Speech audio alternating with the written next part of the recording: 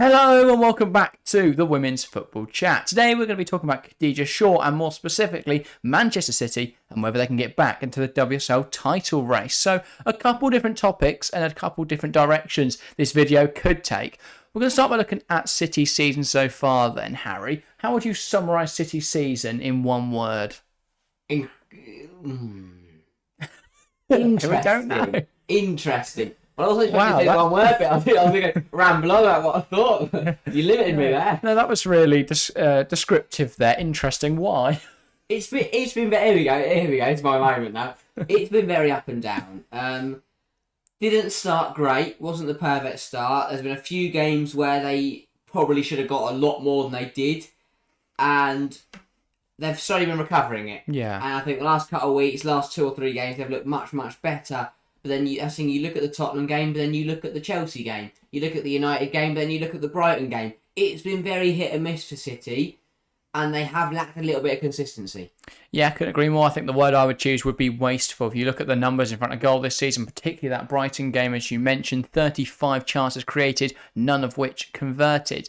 I think they've been very good as of late. I think the Tottenham game was a very good step, but to only concentrate on that 7-0 victory and to neglect the fact that they've already lost to Chelsea, already lost to Arsenal, and threw away points against Brighton, I mean, that's just not very representative of the season as a whole. The Tottenham game, very impressive. They were sensational in that match, but I think if you put that aside for just a moment, they didn't start this season very strong. I think that's what makes the Tottenham game all the more important, all the more impressive. The fact that City, going into that match, had only registered, I believe, 13 goals in the WSL, now up to 20, which is a lot more competitive with the likes of Chelsea at 28 and Arsenal at, I believe, 22. So very, very strong numbers from City, or now looks like strong numbers because of that game against Tottenham. It's inflated their numbers. In terms of that Tottenham game then, very, very good for Manchester City. Yeah, they're absolutely incredible. I think, probably the best performance we've seen of the season by far. Yeah, definitely. Did take a little bit of time to get going, but once Shaw scored the first goal in the 23rd minute, it was a foregone conclusion from there. Yeah. It was an absolute rout. Yeah, it was an absolute rout. An absolute rout from Man City, and I think they'll be very happy with the performance, but they don't want to be blinded by it. No, I completely agree. I think if you look at the first 20 minutes, there's some really interesting tactical things from both sides. I think City's shape, it shows that City shape is a little bit too aggressive at times, with both those wing-backs coming inside, both the full-backs coming inside, playing as inverted wing-backs. It meant that they were really, really good in possession. But if they lost the ball, those turnovers, those transitional moments for Tottenham, they were really, really dangerous for City. And actually, later in the game, there should have been a goal as well from Marta Thomas. But especially in those first 20 minutes, they really struggled to play out against Tottenham's high press. And I think that's what Tottenham did quite well in the game, was that pressing structure. So with Tottenham this season, we're not really seeing it too often. But what they did was play a 4-3-3 or a 4-2-3-1, but out of possession, they would push Grace Clinton up to be almost a second striker and sit in a 4-4-2 or 4-2-4. It meant they could put a lot of pressure on City when playing with the ball.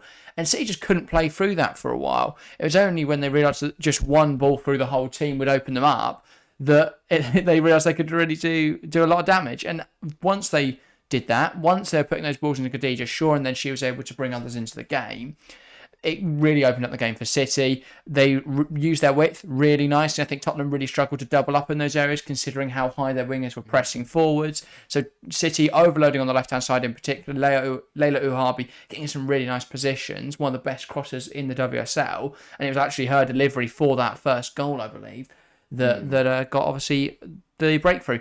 Brilliant from Khadija Shaw. I think that goes without saying. I think a lot of the problem does lie on Tottenham in that game, though. They didn't mark Shaw in the box, which is a big error, I would say. Bartra and Beulah both leaving her completely unmarked, and Shaw used that space that she had to the best of her ability. I mean, the first goal, I think you can make an argument Spencer should have got more behind that and kept it out. If you look at the save Kiara Keating made at the other end on, I believe, around 70 minutes, that really showed the difference, I think, between the two keepers. Then the second Shaw header, you can't really blame anything on the keeper for that one. That all lies on the defence and the fact that ball came in a bit too easily. Really, really good header from Khadija Shaw. She got a hat-trick not long after that with a really nice volley as well. But again, it's just allowing her too much time and space in the box. She's a really good player, though, isn't she? Yeah, she's absolutely incredible. I mean, yes, Tottenham made it very easy for her, but she gets in the right positions and she tucks them away. Yeah. It was without a doubt. You see that ball go into the box, you see it meet Shaw's head, and you know it's a goal. And I think the third goal, as you say, was a touch of class, really, taking the mick a little bit, scoring with her head 2 times, thinking I'll mix it up this time, chest it down, really good finish, and overall she had a really, really good game and definitely looked like the player we saw last year. The player that was only picked by Rachel Daly, the player that was lethal in front of goal, put defences to the sword. It's something she's not shown this season, I have to say. If you look through their games so far this season, Shaw was only on 3 goals before this match, a big hat-trick, but 2 of them came against Bristol City, and I believe the other one was against United last weekend. So, yeah, it's not been good enough, I have to say, from Khadija Shaw. I think she's very important for how City get goals. There's a noticeable difference that when she scores a hat-trick, suddenly City are winning 7-0 because she completely changed the game. But I would say she's not been good enough this season. Yeah, it's a really tough one to call this one because City won 7-0, everything on paper now looks like it's been going well. Sure, 6 goals from 8 looks pretty handy. Top scorer in the WSL now. Still level with Lauren James and Marta Thomas, but she is now on top of the pile. And City scored 20 goals, looks quite handy, but we all know that going forward this season they have struggled, but Khadija Shaw, 4 goals in 2 games now, starting to pick up some form. International break, because maybe it's come at a bad time for Man City as they were starting to build momentum off the back of 2 big wins, 1 7-0, one against their rivals. Yeah. So maybe this is a bad time for City, but they're hoping to pick up straight where they left off when we get back after the internationals. Yeah, I think the big question that comes for me from this game is, was the Tottenham result just papering over the cracks, or is it a sign of things to come? Is it going to dictate how they play for the rest of the season in this really dominant manner, really tearing teams apart slowly, surely, but with a lot of confidence? Or was it simply Tottenham really struggling on the day? City came up with City played really, really well. There's the good mojo there. City did well. Is it just that it happened on the day, big result, and that's just papering over some bigger problems, or is it a sign of things to come? I guess we'll see over the next few weeks. So we can't really know. But what do you think? I think it's an interesting one. Like I say, Tottenham were piss poor, really. I think City did well to hold on to a clean sheet. Keating's 4th of the season. Keating did well to hold on to a clean sheet. She wasn't helped out by the fact the defence stopped marking Marta Thomas. I think against a good Tottenham side to not concede was decent. A good Tottenham attack was not good. Defensively, I don't know. I don't understand it. I honestly don't understand it. As a centre half, number 1 in my mind would have been Mark Khadija Shaw. Number 2 would have been a tackler. They did none of those, and she scored 3. But Tottenham were really poor, so it's very hard to tell. I think, though, the fact that it was 7, because it could have easily been 4-0, but because it was 7, for me, it looked convincing from City. And maybe if they can keep this up, the United game was strong, Tottenham game was extremely strong. Snowball effect, start to pick up some really good wins and climb up the table. Yeah, I think Tottenham hurt massively by the fact they had a lot of injuries in that game. Look at their midfield, it's very, very makeshift. Obviously, Grace Clinton dropping into midfield from her usual left wing position, James pushing into midfield from right back. It left them with a little bit of a weird composition to the team, because I don't think Zhang was very good on the left hand side. I don't think Ale was very good at right back. It was really odd to me that they didn't start Ayane from the start, because she came on and completely changed the game. If you play her over Zhang, get Clinton out wide, I think you have a lot more positive an outlook on the game. I think you've got a lot more of a creative presence with Clinton higher up the field and with Ayane in there. I think she came on and completely changed the game in terms of Tottenham's creativity. She didn't offer anything defensively. But by that point, Tottenham were already done, and they didn't really care by the looks of it. There was a lot of lack of effort, especially when they in the second half. Right, they came out the second half, and I thought, they could come out, try and keep it as it is, hold on to what is a respectable score at the moment, and yet they just passed around the back like they didn't give one. The passes were pathetic. I mean, they were just rolling it to City's forwards, giving them every opportunity. So, I think that, for me, it's not a great representation yet of City's quality. I think, obviously, next weekend they've got Aston Villa on the Saturday. That'll be a big telling sign, because if they win that one comfortably again, then potentially we're looking at a more promising signs for City. Because while Villa haven't been great this season, they've still done decently against Arsenal, for example. So I think they could give them an interesting test. That game should be good.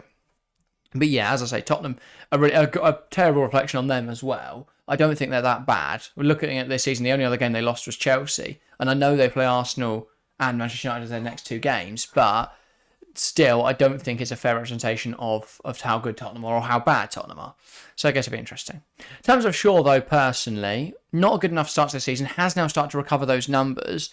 Do you think she can start to score more regularly? And will that fire City into the title race, as the video title suggests? I think for sure, 100%. I think she'll get back, hit a rich vein form now, score a load of goals, probably win the Golden Boot again because, Well, she never won it.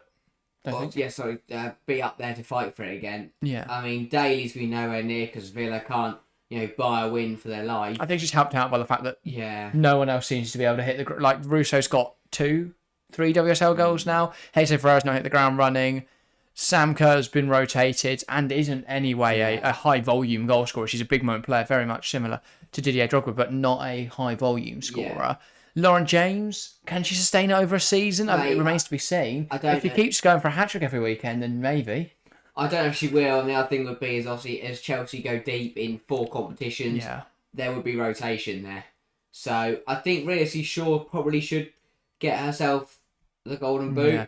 In terms of City's title race... Well, I was just going to touch on quickly before we get into more into City. With Khadija Shaw, what do you think is to blame for her slow start to the season? Could you say the World Cup? She obviously came back from late from that. It's a lot of pre-season. Yeah, missed a few games. Then City didn't really get it right with playing Fowler up there with her and kind of... But what City... All of them hit the ground running now. I think it wasn't just Shaw who was struggling. Hemp and Kelly were slow to get going. I still wasn't impressed with Kelly against Tottenham. And again, they won 7-0. I really would have expected to see Kelly on the score sheet. I think the highlight of the game was taking a pot shot. Yeah, but I'm not saying she did anything particularly wrong. She didn't do anything great. No. She really didn't stand out for me at all, I have to say. But I think she'll find that eventually. Hemp looked class again. So did Shaw. City. Even Laura Coombs was looking brilliant. Coming off the bench on, was it 55 minutes she came on and bagged a brace. So not bad from her at all. But yeah, City, what were you going to say? Do you think they can compete for the title? No. Oh, why not? Because Chelsea, I think the gap is too big already. Yeah. Because I think, what is 6 points? It's not insurmountable. I know, but I think even if City beat Chelsea in the new year, that closes it up to 3 points, but that's if City haven't dropped points elsewhere. And I think that's the difference for me, is I think Chelsea should dispatch of Arsenal, should dispatch of United, should dispatch of everyone else. Well, this is the interesting thing. Obviously, at the moment, Arsenal are only 3 points off Chelsea. However, obviously, if Arsenal lose next weekend, they go 6 points behind Chelsea. And in the same position City are. So it's going to be interesting because Chelsea did struggle against City. So whether Arsenal can pick them or whether Chelsea will just breeze past them again, who knows? I think that is the only way City get back into it if Arsenal will take points off Chelsea. But even if that's a draw and City win, City close within 4, Arsenal still sit 3 off. So it's not a huge... If Arsenal win, then they're level on points with Chelsea and we've suddenly got a really tight title fight. City, though, even if Arsenal win, City's still chasing Arsenal. The biggest difference, I think, between City and Chelsea right now is if you look at Chelsea's record, the only game they've drawn is that Man City game. They've won every other match. They're still unbeaten in the WSL. In fact, across all competitions, they're still unbeaten. Yeah. But City, not only should they have won that Chelsea game, and by quite a distance, they were the better team in that game. And as a Chelsea fan, I'm happy to sit here and admit that. They were the better team in that game, and they didn't come away with the result. Whereas Chelsea have been flawless. City didn't get that result over the line. Didn't beat Arsenal, lost to Arsenal, lost to Brighton of all teams. It's that inconsistency, as you were saying earlier, those stupid results that cost City a genuine chance at the title.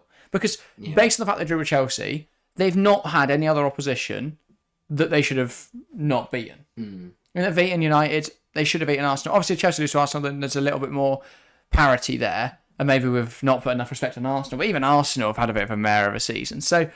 I think for me, even if Chelsea drop points, I think Arsenal are closer right now, and in terms of quality, to be able to fight, to be able to take the title. But I don't know. Maybe as Arsenal go deep in cups and Chelsea go deep in the Champions League, City can take advantage of that. But I think City will be wanting to go deep in the cups, knowing that WSL is going to be very difficult to attain this year, and actually maybe pouring all of their energy into just making sure they're in the top 3 and winning a cup is a better use, and then looking at a title next season whenever Hayes leaves. Maybe. It's going to be interesting to see. But yeah, so to answer the question, can Khadija Shaw fire City into the title race? I think Shaw will do well, but not into the title race. Okay. I think Shaw will fire, but not fire City. Yeah, I think I agree. I think Shaw is going to probably win the Golden Boot at this rate. I still have my concerns around City, not only defensively, because I think a better team gets a few goals. Yeah. Because Tottenham had a few big opportunities in that match that they didn't take. So not only that, but I also think the fact that there's an over-reliance on Khadija Shaw right now. If she has a difficult game, City have a very difficult game. Yeah. Obviously, if Shaw has a great game, City have a great game, but that's too reliant. The fact that City's 20 goals, over a quarter of their goal season, have been scored by Shaw. Yeah. And then another 4, I think, from Lauren Hemp. So half their goals from 2 players. It's just too reliant. Bit worrying. Whereas you look at Chelsea, and obviously, yeah, you could say that I think a sixth of their goals have been scored by Lauren James or something like that. But it's the fact that they've got James, Beaver Jones, Canaride, Wrighton, Kerr, Fischel. There's so many different goal scorers. Yeah. Ingle, Nusken's even on 4 this season. So anyone for Chelsea or City are a bit too reliant still on Khadija Shaw. And Jill Rawls as well, also on 5 this season. So those 3 carrying this team a little bit in those goal scoring departments. But overall, City, a very good team. Whether this will be the season they finally crack Chelsea, I'm not sure it will. But yeah, make sure to get your thoughts in the comments below. I'm sure you guys will have some interesting opinions. I know we had a load of City fans in stream on Sunday, and I just want to thank you guys very, very much. We only started this channel 2 weeks ago, and we're already absolutely growing. At the time of recording, 33 subscribers. We'd love to be able to get to 100 by the end of the year, or earlier, of course, if possible. So please do hit that subscribe button if you're new around here, and share it out with anyone you think will enjoy our content. That's everything for today. Thank you guys very, very much for watching, and we'll see you next time. See ya.